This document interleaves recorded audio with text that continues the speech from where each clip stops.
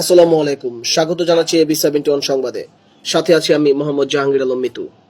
হবিগঞ্জের মাধবপুরে স্বেচ্ছাসেবী সংগঠন ব্লাড ফর লাইফ ইন বাংলাদেশের সদস্য সুমন বণিকের উপর সন্ত্রাসী হামলার প্রতিবাদে ও দোষীদের গ্রেপ্তারের দাবিতে মানববন্ধন করা হয়েছে।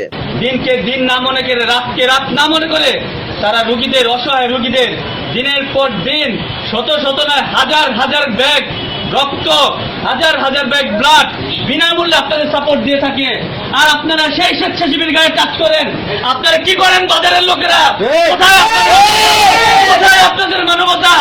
সামনে থেকে যদি আমাদের কোনো স্বেচ্ছাসেবী গায়ে রাখে, শুধু এই বাজারে নয়, শুধু ব্রাহ্মণবাড়িয়া নয়, শুধু মাধবপুর নয়, বাংলাদেশের যে কোনো জায়গায় কোনো স্বেচ্ছাসেবীর গায়ে হাত তোলা হবে, স্বেচ্ছাসেবীকে অপমান করা হবে, খোদার কসম আমরা তিল পরিমাণ আর সহ্য করব না।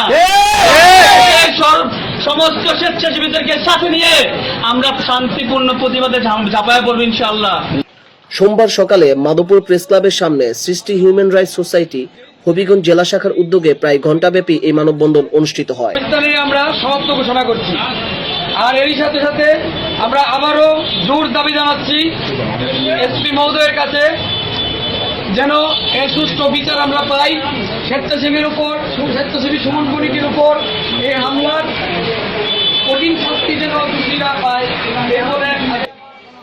এতে বক্তব্য রাখেন সৃষ্টি হিউম্যান রাইটস সোসাইটি হবিগঞ্জ জেলা শাখার সভাপতি অজয় রায়, ব্লাড ফর লাইফ ইন বাংলাদেশের প্রতিষ্ঠাতা পরিচালক সুফল মোদক, নো থ্যাঙ্কস এর প্রতিষ্ঠাতা পরিচালক অলোক রায়, ব্লাড ফর লাইফ ইন বাংলাদেশের মাধবপুর উপজেলা শাখার সভাপতি আবির খান জীবন, ডানপিটে গ্রুপের সাংগঠনিক সম্পাদক সুব্রত বণিক, ব্যবসায়ী কেশব বণিক, প্রবীর সাহা প্রমুখ।